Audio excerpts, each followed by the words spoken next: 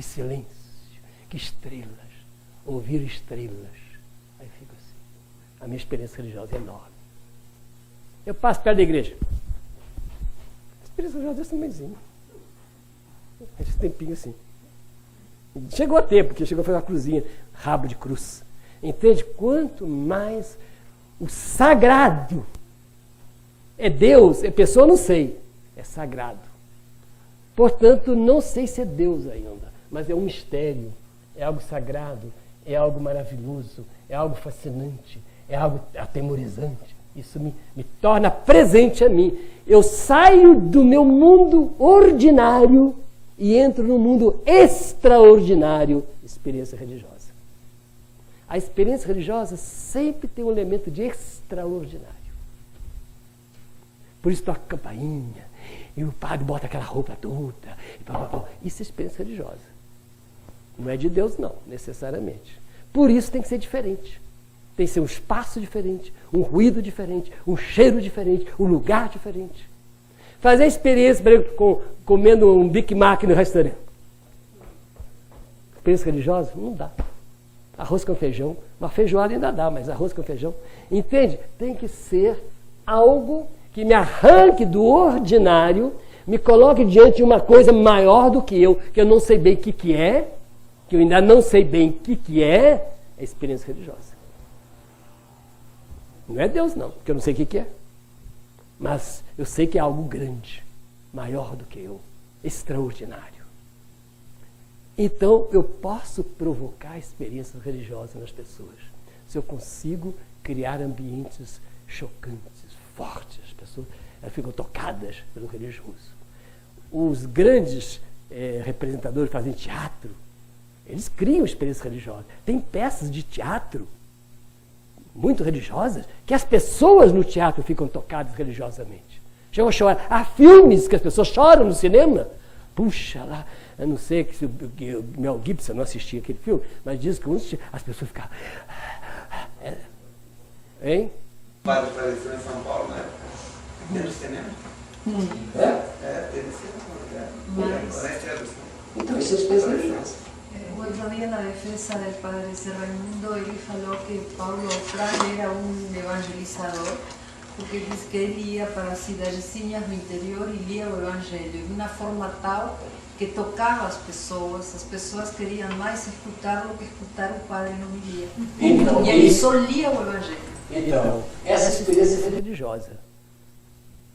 E é interessante, o religioso é preferível que a pessoa não entenda. A experiência religiosa, se eu ler o texto em latim, ele provoca mais experiência religiosa que em português. Por quê? Porque o latim é misterioso. Em princípio erat verbo, o verbo te fece domino, et verbo caro factum est. Isso é religioso.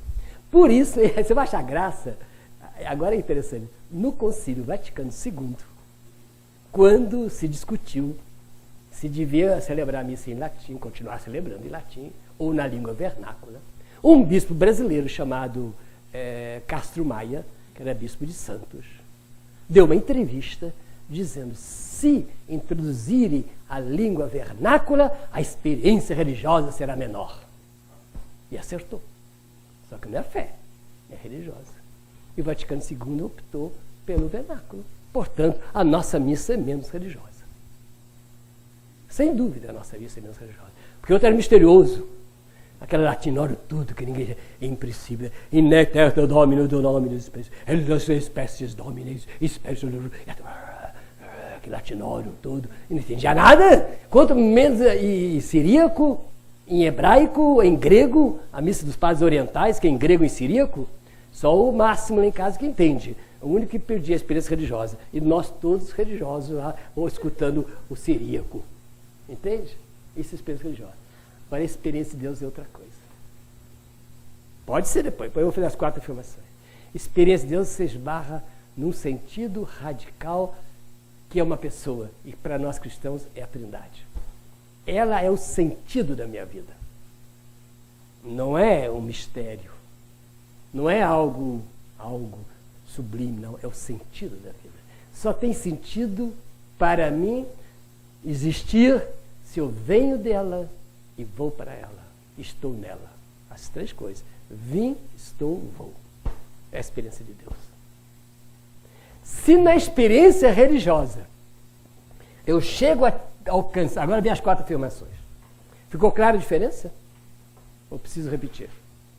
Então, a experiência de Deus é aquela experiência em que eu esbarro em alguém, que eu digo, este é o sentido último da minha existência. A fonte do meu existir vem daí. O dom da minha existência é dado por Ele. Ele faz que eu exista agora.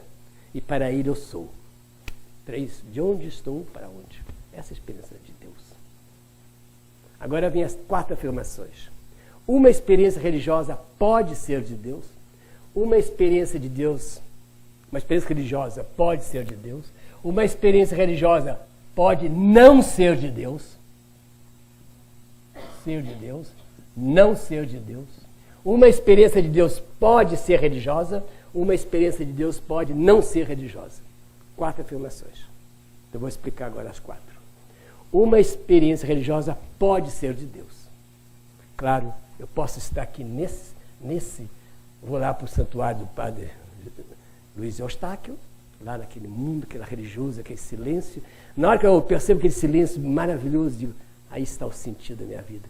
Nesse silêncio está uma presença, existe alguém nesse silêncio. Eu encontrei alguém nesse silêncio. É dele que eu vim, é a experiência religiosa e de Deus. Numa Eucaristia, por exemplo. Uma Eucaristia bonita, bem celebrada. Aquele silêncio, aquela oração, aquele canto lá dos beneditinos. Eu acho lindo aqui. Mas lá eu percebo que eu esbarrei no grande mistério que é Deus, que dá sentido à minha vida. É a experiência religiosa e de Deus. Agora, São Paulo alertou os cristãos para as grandes experiências religiosas dos pagãos, que eram grandes banquetes, grandes festas, gigantescas. E ele chegou a dizer, Deus não é barriga, Deus não é nesse ventre de São Paulo. Deus não está aí, não. O nosso Deus não está nessa experiência religiosa.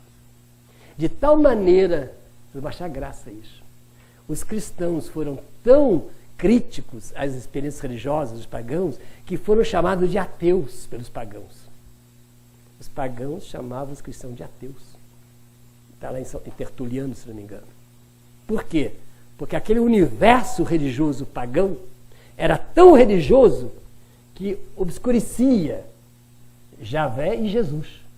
Então os cristãos diziam, isso não é, isso é falso. E como para os pagãos era o Deus deles, então são ateus. E por afirmar a experiência de Deus. Então uma experiência religiosa pode não ser de Deus. Uma experiência de Deus profunda, ela pode ser religiosa, como praticamente é o que eu disse antes, né? Eu faço uma experiência de Deus e nessa experiência experimento o prazer, o silêncio, o gozo. É Santa Teresa nas suas místicas, né? É Deus. E aquele prazer, aquela alegria, aquela festa. Aquela estátua dela, né? É de Bernini, né? Bernini, né? Ela parece que está no orgasmo espiritual, né? Uma cara assim de apaixonada, de um prazer gigantesco. Ela está no êxtase. É religiosa e de Deus. Agora, é possível que você faça uma experiência de Deus sem nada de religioso? Jesus na cruz.